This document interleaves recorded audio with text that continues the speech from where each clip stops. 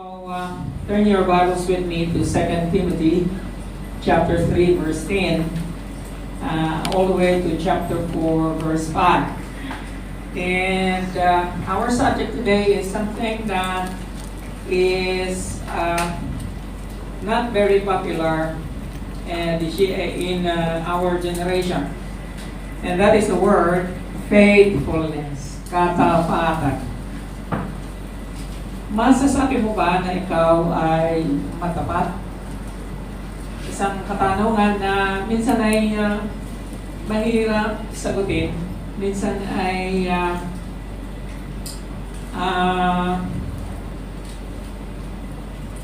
hindi natin alam ang kahulugan kung ano ang ibig sabihin noon sa ating buhay.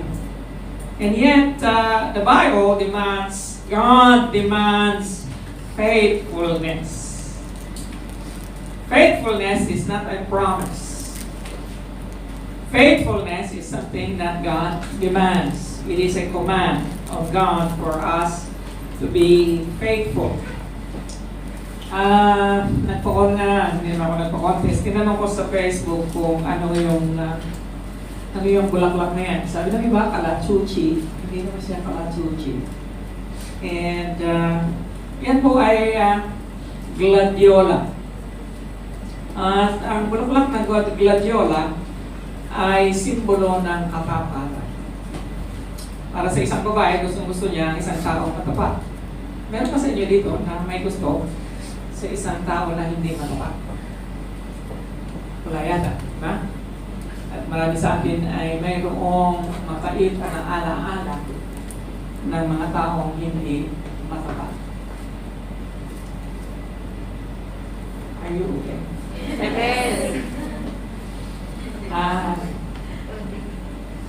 Marami sa atin ay biktima ng betrayal, and a person who betrays is not faithful. At yun ay nag-iwan sa atin ng mga mapapait na alaala, masasakit na damdamin. In other words, nobody likes an unfaithful person. And kung gano'n ang damdamin ng tao, gano'n din ang damdamin ng Diyos. Sabi nga ng Panginoon, siya na nakakalimot, siya na hindi nagtatapat, I will not take pleasure in Him. So Revelation chapter 2 verse 10, ay ganito po ang sinabi ng Panginoon. Be faithful until death, and I will give you the crown of life. Ang katapatan daw ay hanggang kamatayan. In fact, kung iintindihin mo talaga itong verse na ito, ang background nito, ang background ng verse na ito ay ito yung panahon ng persecution. Talagang nasa height sila, nasa kainitan sila ng persecution ang mga Kristiyano. And nangako ang Diyos, ang sabi niya, maging matapat ka hanggang kamatayan. Wow! Kaya natin maging tapat hanggang kamatayan. Amen. In fact, walang katapatan hanggang hindi nasa bingit ng kamatayan. Amen? Amen. And so, here, sabi ni Lord, be faithful unto death, and I will give you the crown of life. And this is what the Lord says at the end of the scriptures. Sa New Testament, ang kahuli-huli ng aklat ay ang Book of Revelation. Kanya lang, ganun din ang sinabi ng Panginoon sa kauna-unahang aklat ng New Testament. Sa Matthew, ang sinabi ng Panginoon, He who will be faithful until the end, the same shall be saved. Siya na magtatapat hanggang sa kahuli-huli ang pagkakataon, sabi ng Panginoon, siya ay maliligtas. And so, ang ibig sabihin, ang katapatan ay susi ng kaligtasan. Ang katapatan ay susi ng buhay na walang hanggan. And so, napaka-crucial po para sa isang Kristiyano, lalong-lalo na sa ating panahon ngayon. And katunayan nga, I was asking the Lord dahil bakit kaya na napakaraming mga tao, hindi lang ang church ng Lifeway, nagtanong-tanong din ako sa ibang mga pastor. Sabi nga ni Pastor Neze, mas marami pang umaattend sa iyo ngayon kasi sa akin. Si Pastor Oral, ganun din. We all have experienced a drop in attendance because of COVID-19. Now, asahan mo sana na dapat ay pagkatapos na mabigyan tayo ng pagkakataon na magkatipon-tipong uli ay magkakaroon ng pagsugod ang mga tao sa church. Inaasahan mo sana na sasabik ang marami, ngunit hindi. Sa lang ibig sabihin, marami na ang hindi nagtatapat sa Panginoon. Alam niyo, ang sabi ng Panginoon, in the last days, the love of many will become cold. Marami raw ang manlalamig. And hindi naman lalamig siguro, marami ang nababato. Okay, tumitigas na. Praise the Lord, nandito ka ngayong umaga. Gusto mo bang maging matapat sa Panginoon? Amen. Really. Amen. Paano ka magtatapat? Ang pamagat po ng ating mensahe ay katapatan sa mundo na walang katapatan. Paano nagtatapat ang isang tao sa mundo na punong-puno ng walang katapatan? Alam niyo, ang katapatan hindi lang sa Diyos eh. Minsan ang katapatan na higit na nakikita between persons. In our relationships, napakarami po ang hindi matapat. Marami ang hindi matapat sa kanilang mga asawa. Marami mga hindi matapat sa kanilang mga magulang. Maraming hindi matapat na kaibigan. Maraming hindi matapat na member ng Lifeway. You understand? And so, ngayong umaga ito, sasagutin po natin ang katanungan. Paano tayo magtatapat sa mundo, sa panahon na walang katapatan? Meron pong isang manunulat, hindi ko siya kilala, pero makahulugan sinabi niya, sometimes, the greatest act of faith is faithfulness. Minsan daw, ang pinakadakilang gawa ng pananampalataya ay ang pagiging matapat. At ano yun? Ang pananatili kung saan ka itinanim. By staying where you're planted. Masasabi po ba, ilan sa inyo magsasabi na itinanim ako ni Lord dito sa Lifeway? Taas ang kamay. Okay, yung pwede pa nakapisa. Okay? Anyway, pag ikaw ay itinanim ng Panginoon sa isang lugar, manatili ka ron.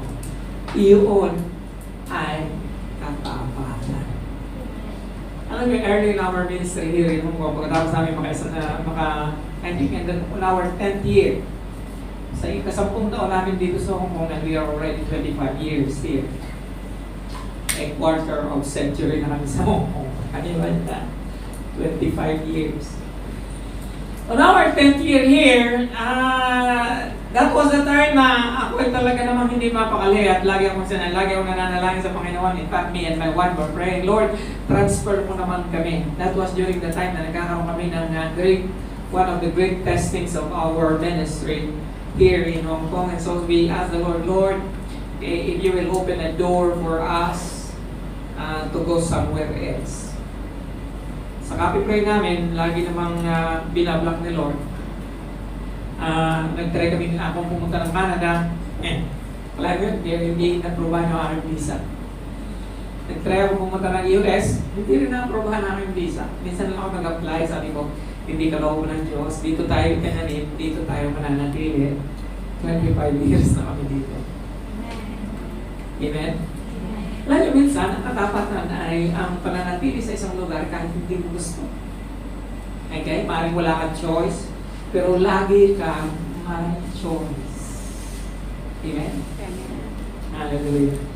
And so, nanatili kami and makahulugan ang sinabi ni Mother Teresa. Sabi ni Mother Teresa, ang Diyos, hindi niya dinidemand na ikaw ay maging successful, and which is our ambition in life. Yun ang ambisyon ng marami na maging successful. Ngunit sa ministry at sa gawain at sa buhay Kristiyano, tulad ng sinabi ni Mother Teresa, ay totoo ito. Si Lord, hindi siya nagdidemand ng success. Ngunit nagdidemand siya na tayo ay magtatapat sa Kanya, matagumpay man o hindi. In fact, ang pagiging matapat sa Panginoon ay katagumpayan ng isang Kristiyano. Amen? Amen. Nakitanong mo nga ang katabi mo. Sabihin mo sa kanya, matapat ka ba? Matapat ba ako? Hindi, magtanong nga kayo. Matapat ka ba? Ano yung faithful? Alam niyo ang faithfulness? What is faithfulness? Faithfulness is defined as adhering firmly and devotedly to a person, cause, or idea, and being loyal. Ang pagiging matapat daw ay ang pag-iapos ng mahigpit at devotedly sa isang tao, o sa isang kausa, sa isang paniniwala, o sa isang ideolohiya, or ang pagiging loyal. And alam nyo, gusto natin ang isang tao na loyal siya. Kahit nasa kaibigan, right? And so, Greek word for faith means a firm persuasion or trust. Ito ay mahigpit na pagkagusto or pagtitiwala. Describes one who is faithful or trustworthy. Mapagkakatiwalaan, worthy of belief, trust, and confidence, faithful, matapat sa kanyang gawain or duty. Today, I'm going to share with you at least 4 things you need to do in order to be faithful. Ang problema natin ang pananatiling matapat. In fact, minsan nanghihinayang ako sapagkat sinabi na ng Panginoon, konti lang makakarating sa finish line eh. Okay? Sabi ulit sa katabi mo, ikaw kaya yun? Makarating ka kaya? Kaya tayo. Okay? Makarating ka kaya sa finish line? Okay? Paano na lang kung magkaroon ulit ng 4th wave sa Hong Kong at hindi na naman tayo magkita ng lagay mo 1 taon? Matatagpuan pa ba kita ulit pagka nagkasama-sama na tayo after 1 year? Amen. Or isa ka na naman sa casualty ng COVID-19? Actually, hindi COVID-19 ang kalaban mo rin, ang pananampalataya. Magtatapat ka kaya.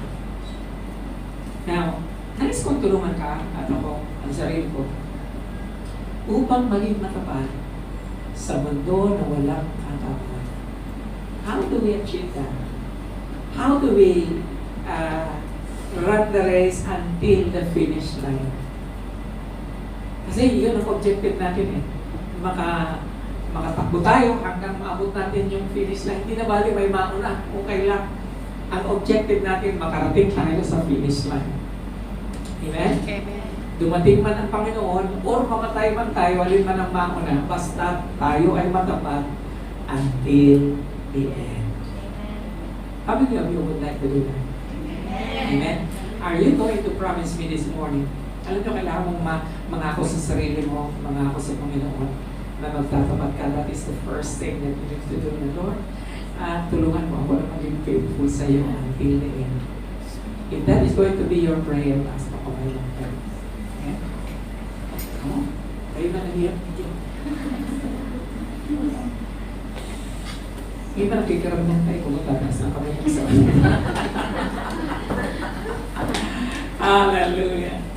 There are 4 things that you need to do in order to be faithful. Alam niyo itong text natin ay liham ni Apostol Pablo kay Timothy. Si Timothy ay disciple ni Paul. Assistant niya, assistant pastor.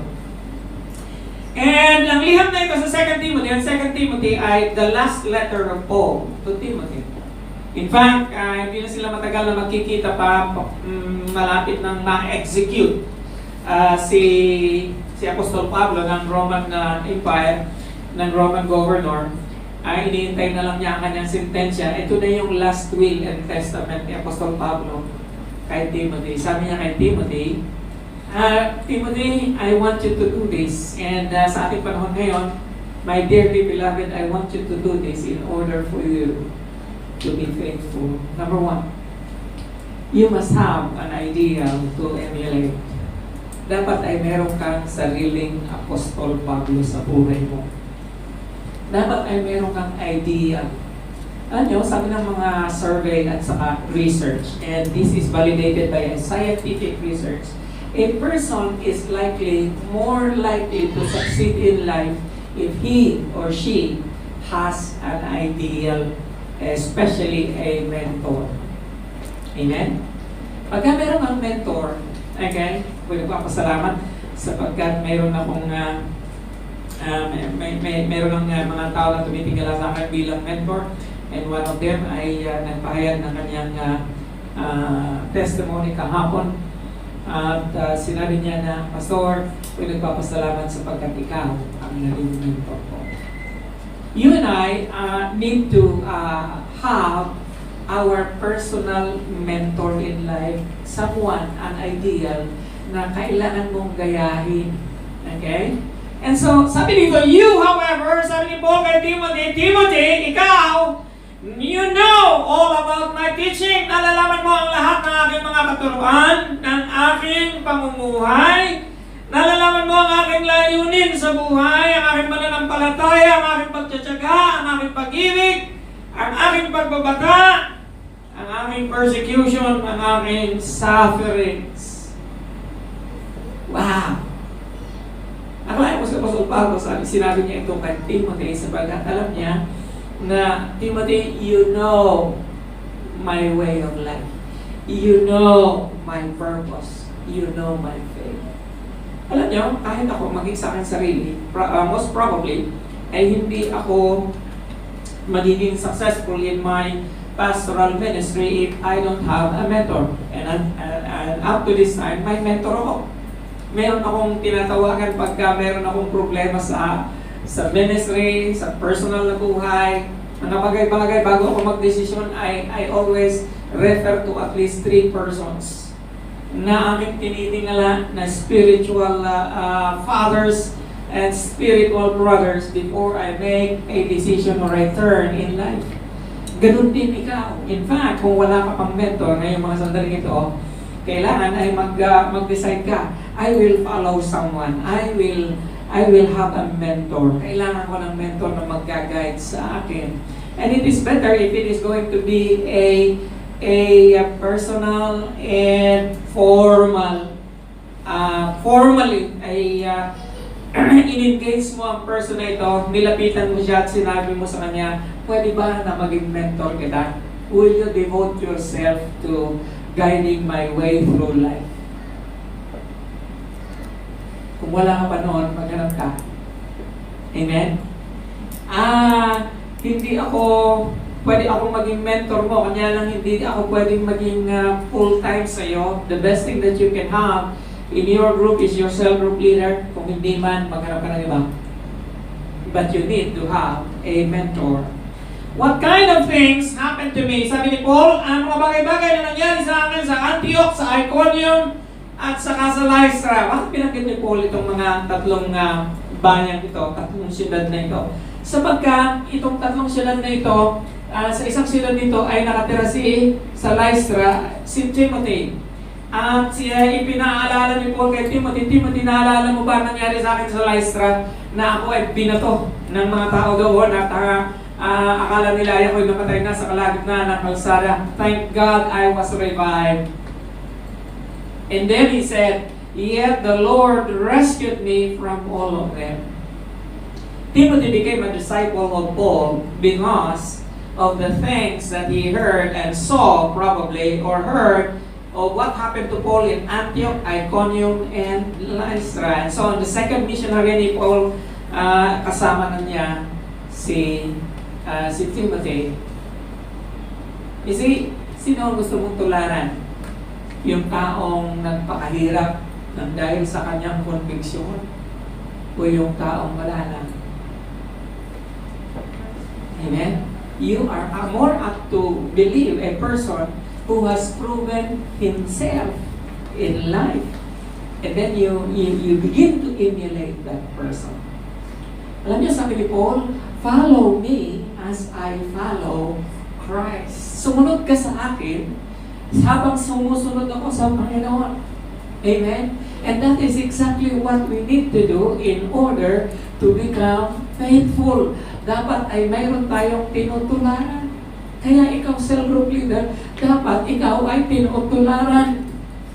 Amen? That cell group leaders, you are supposed to be an ideal worth emulating in your prayer life, in your manner of speaking, in the way you move, and in the way you act. Amen? You understand? Pagka loose talker ka, ganun din ang mga member mo. Kung anong pinopost mo, yun din ang ipopost ng mga member. Amen? Kung anong ugali mo, yun din ang ugali. Like cell group leader, like member. You understand? Hello? Amen. Kung anong boyfriend meron ka, yun din ang magiging boyfriend yun. Huwag naman sa okay, huwag natin pasukin yan. Napaka-sensitive sa akin yan. Okay, and then sabi niya, the persecutions I endured, and then he said, yet the Lord rescued me from all of them. Hallelujah. Si Paul ay isang worth emulating because makikita mo sa kanya na the Lord is at work in his life. Makikita mo ang evidence ng favor ng Panginoon sa buhay niya. Bakit? Siya mismo nagsabi, the Lord rescued me from all of them. In fact, everyone who wants to live a godly life in Christ, Jesus will be persecuted. And so here is Paul trying to encourage his protege. Sabi niya, okay lang, makakaranas na ka ng kahirapan, and yet the Lord is going to rescue you from all these things. My friends, kailangan natin ng mentor. Kaya, kailangan mag-pascal ka ng ganito, mentor wanted. Amen? Mag-pascal ka na yan sa sarili mo, kailangan mo ng mentor. Bakit? Kapatid, lalong-lalo na sa panahon na katulad ngayon, kailangan mo ng spiritual guide. Kailangan mo ng spiritual encourager. And you need a Paul, and darating ang panahon, ikaw naman, ang magiging Apostol Pablo, magkakaroon ka ng sarili mo. Timothy. Okay? Hello, are you here? Amen. Qualities of a good mentor. Ito raw ang mga quality ng maayos na mentor. A good mentor is a good listener. Hindi yung nagmamadali. Siya yung mag-devote sa iyo ng time, pakikinggan ka niya. A good mentor deals with the just-in-time moments in life. Ito yung nagtsatsaga sa iyo at inaalam niya kung ano mga problema mo. Dito yung good mentors are like midwives. Bakit siya midwife? Because they bring out the best in you. Amen? They bring out the best things in your life. And they see the good things and the bad things in you, but they nurture the good things in you. A good mentor helps the mentee, ang tawag sa mini-mentor ay mentee, see the options ng bago mag-desisyon, ay binibigay sa iyo ang mga options. Alam niyo, pag pipiliin mo si A, ganito mangyayari sa iyo. Pag pipiliin mo si B, ganito mangyayari sa iyo. Pag pipiliin mo si C, ganito mangyayari sa iyo. Kanya lang, ikaw pa rin ang magdidesisyon. Okay? Pwede ba? Kayo mga cell-group leader, huwag kayong magdesisyon para sa mga member. Hayaan nyo silang magdesisyon. Kanya lang, guide them in the decision making. Amen? Upang nang sa gayon, hindi ka masisi pagkapali ang decision. You understand? Hello? Amen. A good mentor is an inspirer. A good mentor is a critical thinker. A good mentor is a guide. My friends, you and I need a good mentor to emulate. Para gayahin. Amen? Again, I will say this. a person is more likely to succeed, and this is proven scientifically, that a person is more likely to succeed in life, to be faithful in the Lord, kung meron siyang ideal to everything. Amen? Kung wala ka pa naman, maghanap ka na ngayon. Amen? Number 2, a desire to educate. Kailangan meron kang desire na ikaw ay matuto. But as for you, continue in what you have learned and have become convinced of. Lahat po ng matagal na dito sa Lifeway, siguro naka-isang taong ka na. If you have been in Lifeway for 1 year, would you consider yourself to have learned something? May natutunan ka ba dito? Taas ang kamay. Lahat ng natuto, taas ang kamay. Oh, hindi ba? Hindi pa. Okay. Amen. Now, ang sinasabi po ni Paul kay Timothy, ipagpatuloy mo ang lahat ng iyong natutunan and have become convinced of. Because you know those from whom you have learned it, and how from infancy you have known the Holy Scriptures, which are able to make you wise for salvation through faith in Christ Jesus. Alam nyo, lagi ko sinasabi ito, but it is worth repeating today, that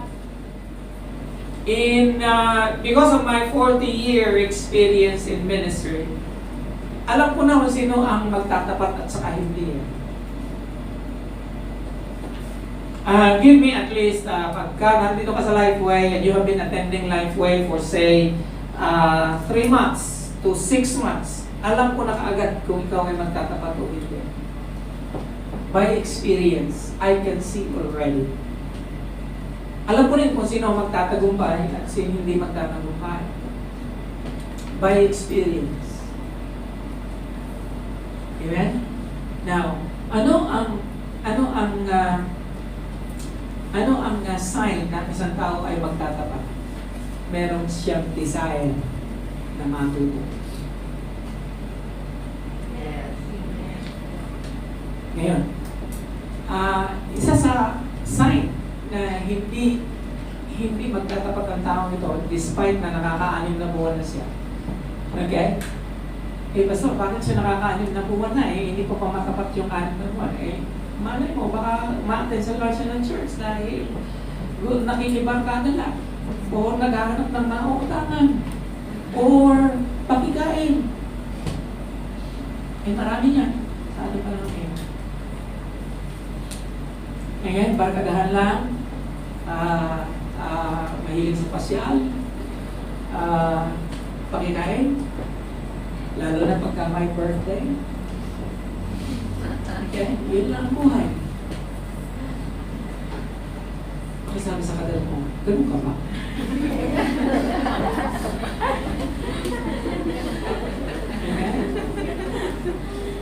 Kaya ka nandito, ganun lang ba? Ganun lang ba ang pananampalataya?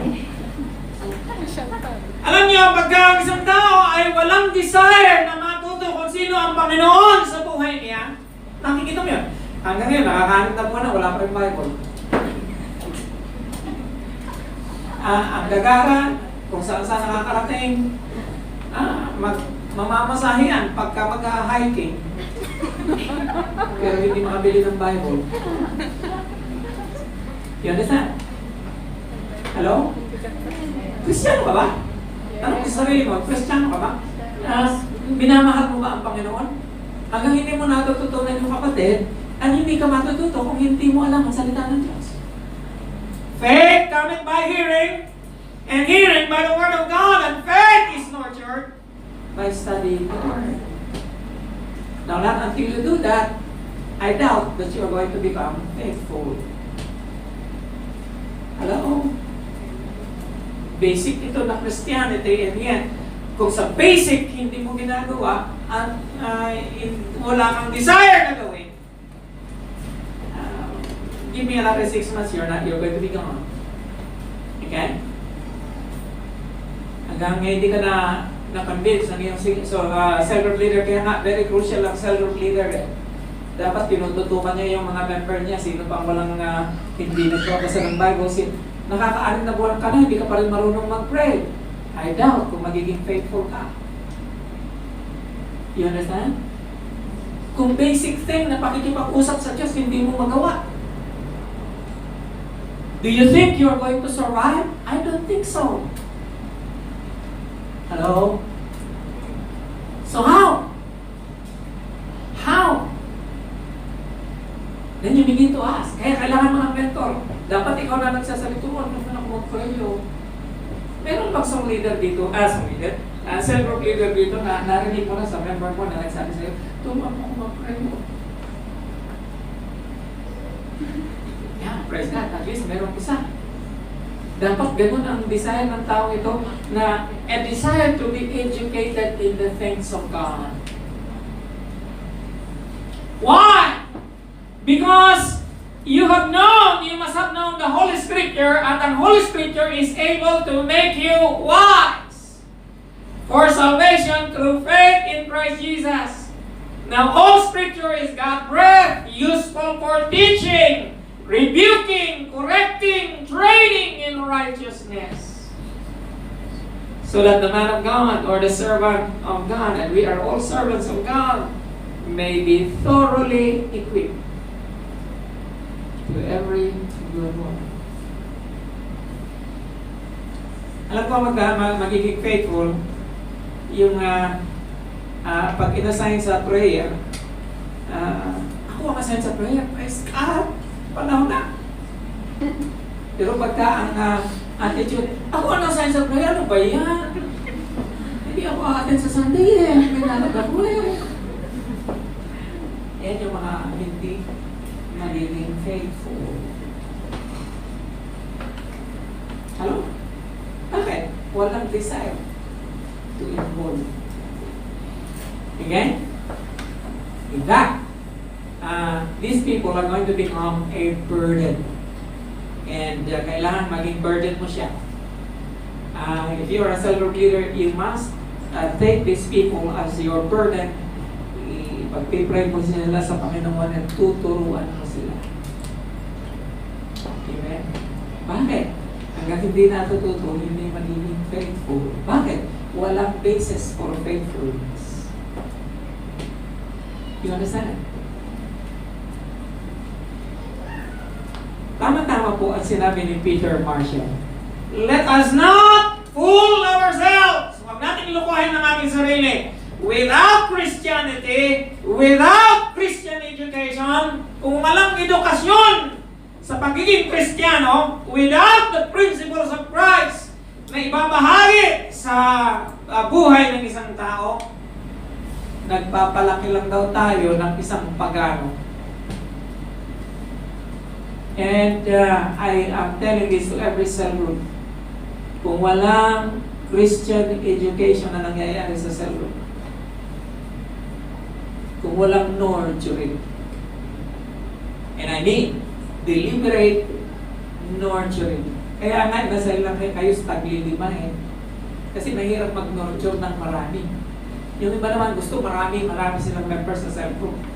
Okay din kung natututukan mo ang bawat isa. Kasi ang job ng isang cell group leader ay magturo kung paano mag-pray, kung paano magbasa ng Bible, ano ang chapter, ano ang verse, ano ang Old Testament, ano ang New Testament. Hallelujah. Ano ang mga aklat sa Old Testament, ano ang mga aklat sa New Testament, ano ang pananampalataya na pinaniniwalaan natin, what do we believe? These are the things that are supposed to be talked about in your cell group meetings. Amen. Bakit? Kung wala nito, walang faithfulness. I can guarantee you that. Amen? Katulad na sinabi ni Peter Marshall, huwag natin lokohin na natin sarili. Kung sa ating mga cell groups, hindi nangyayari itong Christian education, ang mga prinsipyo ng Panginoon ay hindi na ibabahagi sa buhay ng mga tao. That is no faithfulness. Hindi ka design. Ayaw ko kung naranasan nyo na maghukay ng ginto. Pag naghukay ka ng ginto, puputasin mo yung bundok. Okay? At yung bundok, nabutas mo na siya, napakarami ng dirt. Ang naipon mo, wala pa rin ginto. Pag nakakuha ka naman ng ginto, maliit lang siya. Isang ganito lang kalaki. Kanya lang, pag nahukay mo na yung ganun kalaki, wow, magsasayaw ka na katulad ng tao nito. Okay? Bakit? Kabay, libo-libo na ang katumbas ng golden nugget na yan. Ganun din sa salita ng Panginoon. There is joy in studying the Word of God, which is a mountain here. And ang tanong ng isang tao, how did he find that nugget? Paano niya na-discover ang sekreto ng buhay? Sabi ng isa, he's been digging deep into the Word of God. Amen? If there is anything that we need to accomplish in life, we need to love the Word. Pagka ang isang tao, wala siyang pag-ibig sa Diyos, wala siyang pag-ibig sa salita ng Diyos. Ito yung nagbibigay ng katotohanan. Hindi mo love si Lord pagka hindi mo love ang kanyang mga salita. Ganun lang siya kasimple. Hindi ka faithful. Amen? Kung natin lukoy ang sarili natin, kung wala kang alam, kundi John 3:16, hindi ka faithful dahil. Okay? Hello? Gusto ko na makasakit mo magsalita. Wala na yung masasabi nito sa iyo, kundi ako lang. Amen? Amen. And truth hurts. But anyway, hallelujah. The Lord loves you. That's why He wants you to hear this. Kapatid, you and I need to dig deeper into the Word in order for us to assure faithfulness. Sabi ni Paul, be diligent to present yourself approved to God. Si Apostol Pablo pa rin, para kay Timothy, sabi niya, Timothy, mag-aral ka. Study to show yourself. Sa isang translation sa King James Version, sabi niya, mag-aral ka para ma-aprobahan ka ng Diyos. Minsan gusto natin ang mga tao nagla-like sa ating post. Isa lang, dapat ang gusto natin na mag-like sa atin si Lord. Ano kaya kung si Lord na maglagay ng thumbs up? Amen? Wow! Yung equivalent ng thumbs up ni Lord, ay buong buhay na thumbs up mo na yan sa iba. And yet, sabi dito, be diligent to present yourself approved to God, a worker who does not need to be ashamed. Para hindi ka mapahiya na maayos mong pinagbubulay-bulay ang salita ng katotohanan, the word of truth. That brings us to the third. There must be a passion to activate. Okay? Dapat ay meron kang passion. Okay? Magkakaroon ka dapat ng init na kailangan mong i-activate. In another term, a passion is a gift. Lahat tayo may gift. Amen? Lahat tayo may gift. Meron tayong, bigyan tayo ng ability ng Panginoon. And so here is Paul again saying to Timothy, Timothy, in the presence of God and Christ Jesus who will judge the living and the dead, sa harapan ng Diyos at ni Kristo Jesus na siyang maghuhusga sa buhay at patay in view of His appearing. Nang dahil sa kanyang pagpapahayag ng kanyang kaharian, I give you this charge. Preach the word! Now, don't get me wrong, hindi naman tayo lahat magiging preacher. But we can be involved in the ministry of preaching. Amen? Alam yung ating channel na lang sa YouTube, you can be involved in preaching. Kailangan natin yung magpo-forward ng mga teaser sa inyong friends list. And naging bahagi ka na ng preaching the word. Ano yung believe sa? Totoo. True or false? True. Okay? You and I has almost 1,400 subscribers already. Okay? And most probably, yung mga 400 noon ay galing sa aking invites. And many of those whom I have invited to become a subscriber to our channel, they themselves, and minsan ako'y nagugulat sa kanilang amazing. Hindi ko kilala. Minsan, friend ko, pero hindi ko kilala. And yet, sila mismo nagsasabi sa akin, Pastor, na i-forward ko po lahat ng messages ninyo sa aking mga kaibigan at higit sa lahat sa aking pamilya sa Pilipinas. And they are listening to it. Wow! Kung kayo lahat, gagawin natin natin. Can you imagine? Amen? Tutuwa ako kasi ang member ng Lifeway, 120 lang yata ngayon. Again, bumaba na yung membership natin dahil sa COVID-19. Kanya lang, natutuwa ako dahil sa Facebook, meron tayong 1,500 subscribers.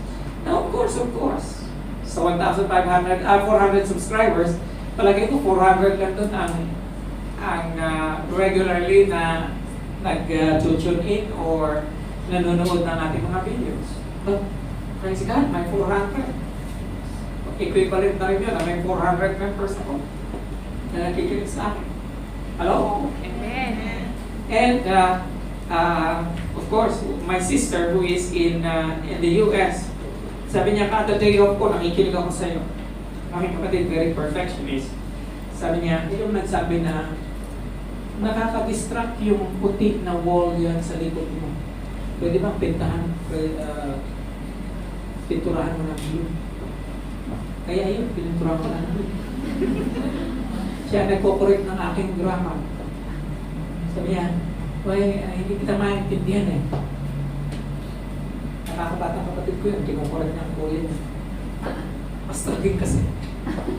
You understand? And sabi niya, naka-3 video ako nung Sunday sa panunood sa iyo. Pinasa ko na rin sa aking mga kaibigan. Can you imagine the ripple effect of God's Word being on YouTube? Okay? And if you have this passion na ma-activate sa iyo, would to God, ang goal ko na sana lahat kayo ma-activate. Kasi pagka hindi ka involved, kapatid, hindi ka magtatagal eh. Amen? If in the next 6 months, you are not going to involve in the work of the Lord, kahit naman lang sa inyong cell group, hindi ka magtatagal, kapatid. Why? Because you are not faithful. Amen? Minsan marami tayong alibay sa Panginoon, katulad nito. Kung sana, if, yung word na if, marami tayo yan eh. If I had all His money, I'd give to the Lord's work. Sana, kung meron akong 1 milyon, magbibigay na ako ng time. Kapatid, kung sa 4,630, hindi ka makapagbigay ng time, sa 1 milyon pa kaya? I don't think so. Si Lord mismo nagsabi ko, hindi ka faithful sa maliit na bagay. Maging faithful ka kaya sa malaking bagay. Hindi. Kaya hindi ka bibigyan ng Panginoon ng malaking bagay. Bakit? Hindi ka faithful sa maliit eh. Hindi ako may sabi nung, si Lord mismo nagsabi nung, if you are not faithful in small things, who is going to give you charge of greater things? Hallelujah. Amen? And so, minsan, lagi natin may binibigyan ng alibay na if I had all this money, I'd love to give to the Lord's work. What are you doing with what you have? And then the second, if I could tell those in foreign lands of Christ, sana makapag-evangelize ako sa United States. Sa Jordan Park na, hindi makapag-evangelize sa US. Understand? Baka gusto lang ko masya. And then the last but not the least, if I were an orator, I'd like him, I'd preach the gospel. Sana kung maboka lang ako, mag-preach din ako.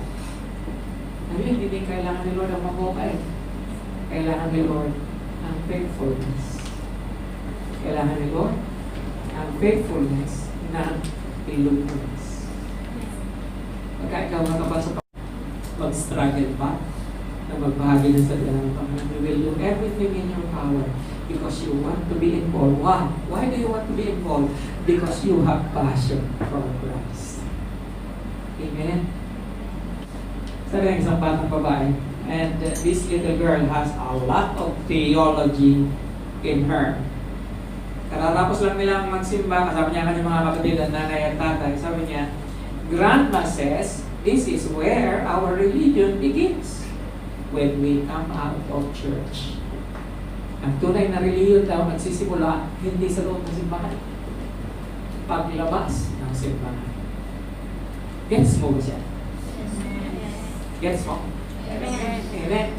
Na paglabas, pag in-apply daw namin kung ano yung narinig mo ngayon, doon nagsisimula ang tunay na reliyon. Amen? Praise God. Where passion of God is weak, pagka raw ang passion natin sa Panginoon ay mahina, ang zeal din natin para sa gawain will be weak. And so, this morning, we really need a lot of injection about passion. The last but not the least, we need a people to leverage. Kailangan natin ng isang vision para sa tao, para sila ay magkaroon ng kaligtasan. For the time will come, dahil darating ang panahon, sabi ni Apostol Pablo, when people will not put up with sound doctrine.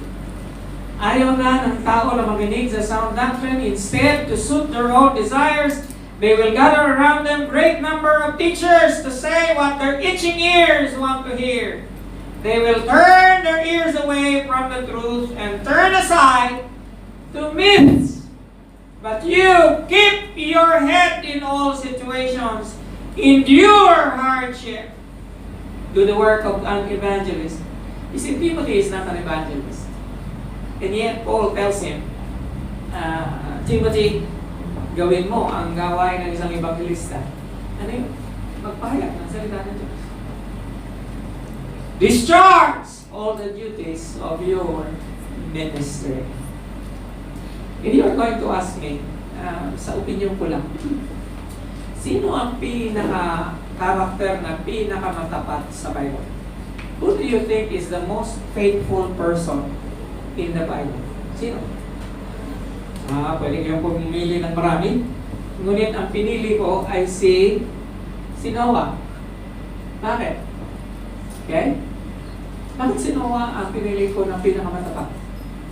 Kasi ginugol ko kung ilang taon niyang tinapos yung Noah's Ark. Nakita niyo na ba yung replika ng Noah's Ark doon sa lugar na kung saan ako nakatira, sa Mawat? Any of you, nakita niyo na yung Noah's Ark nasa kamay. Nakapag-picture ka pa nga doon. Lagi tayong nagbawa water baptism sa Mawat. Pag nakita niyo yung barkong yun, napakalaki niya. Ay, kaya ginawa siyang hotel ngayon ng isang entrepreneur. Now, si Noah, ginugol ko siya kung ilang taon niya, contrary to the what many says. Ayon sa mga Bible scholars, ang sabi, Noah, na-estimate nila na Noah finished the ark between 40 to 75 years. Pagpalagay na lang natin na 40 years. Would you consider a person to be faithful if he is doing the same thing every day for 40 years? Do you consider that person faithful? Yes. Oo naman. Yes. Ang tiyaga niya, 40 years. Kalahin mo yun, 40 years. Wala siyang ginagawa. Wala namang ibang manggagawa, kundi siya at saka yung kanyang tatlong anak na helper. Tinapos nila yung ark. Kanya lang, ang pressure to do the ark was so great. Bakit? Lahat ng tao, hindi sama kay Noah.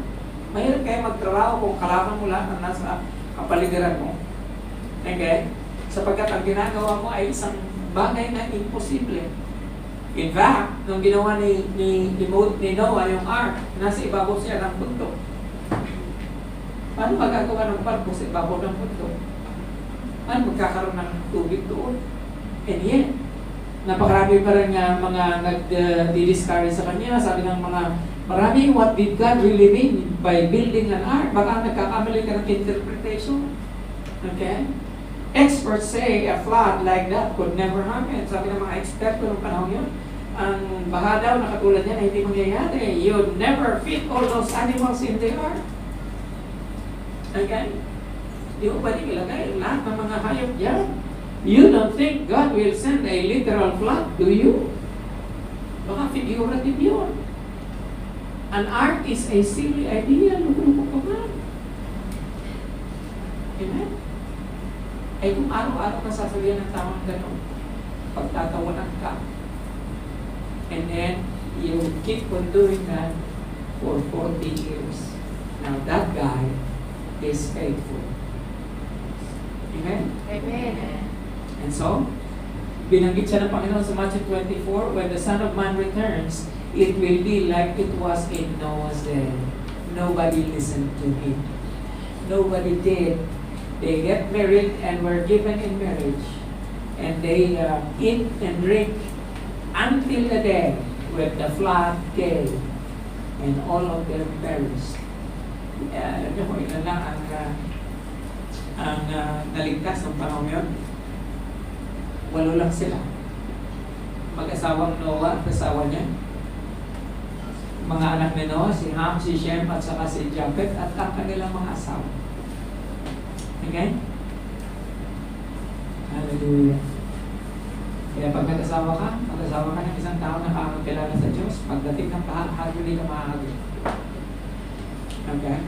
Kasama ka na sa faithfulness ng mga tao. It is always good to join with faithful people. Why? Because if you join with faithful people, you become faithful as well. Kaya dinidiscourage ko kayo. Hindi naman sa pinagbabawalan kitang makipagkaibigan sa mga taong umalis na sa life ko eh. No. But there is a greater chance that they are going to influence you rather than you being influenced by them. Correct? And you too will become unfaithful. Mga kapatid, faithful servants never retire. Sinabi ko na kay Sister Nino, hindi ako magre-retire. Siguro magre-retire ako pagka-pastor, pero hindi ako magre-retire bilang isang manggagawa. Hindi ako magre-retire bilang isang lingkod. We will never retire from serving God. Why? Because faithfulness is until the end. Amen? Amen. The last verse I'm going to read is this. Sabi po dyan, open the eyes of others.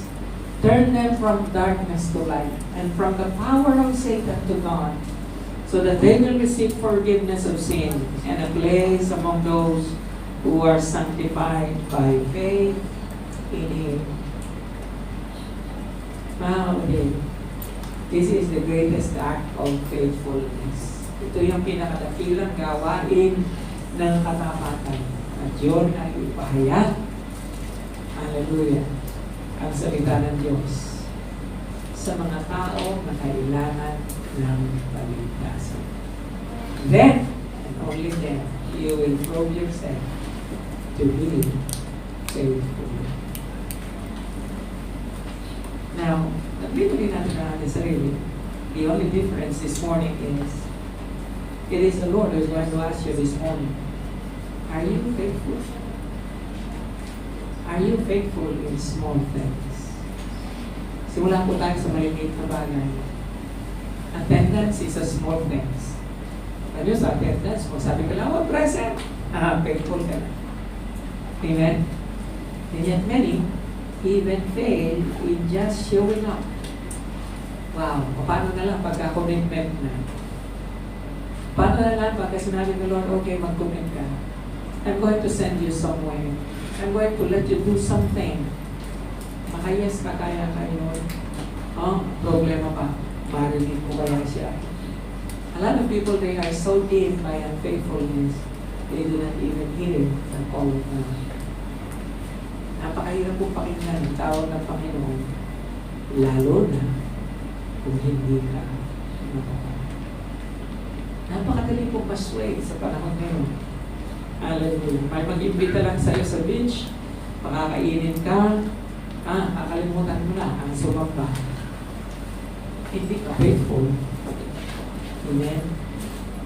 And only those who are faithful will receive the crown of life. Only those who are faithful will be saved. Amen? When you close your eyes with me, as you close your eyes, balatan ulit natin yung ating katanungan simula kanina. Nagsimula. Are you faithful?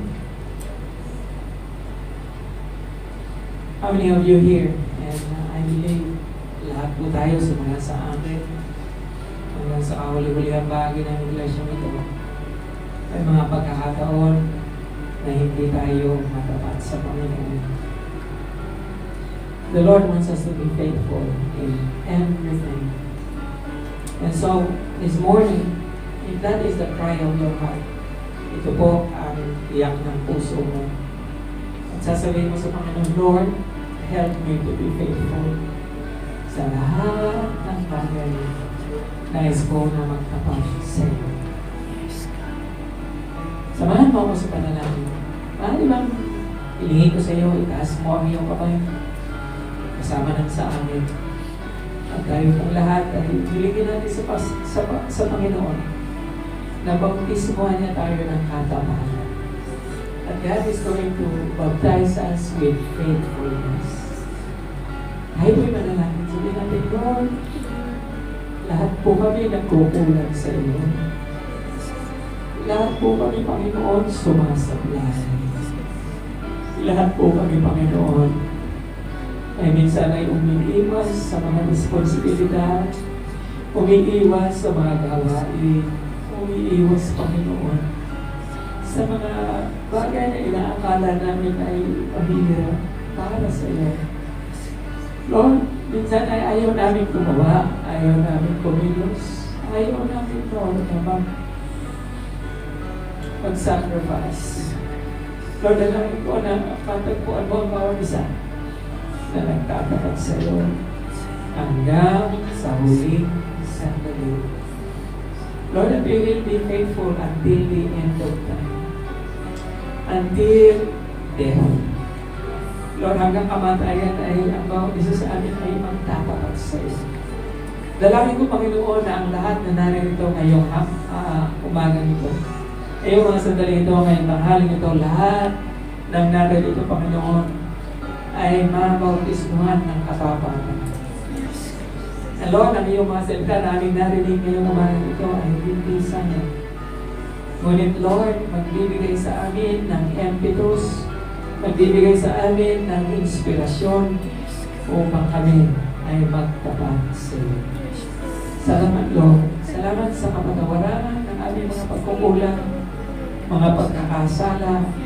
Salamat, Lord, sa kabutihan mo, sa pag-ibig mo, and sa kagalahan na muli ay ipagkakaloob mo sa amin. Salamat, Lord, sa mga panahon ito. Sa iyo ay pinagkakatiwala ang aming mga sarili. Sa ngalan ng Ama, ng Anak, at ng Banal na Espiritu Santo. At ang lahat ay magsabi na, Amen. Palakpakan mo.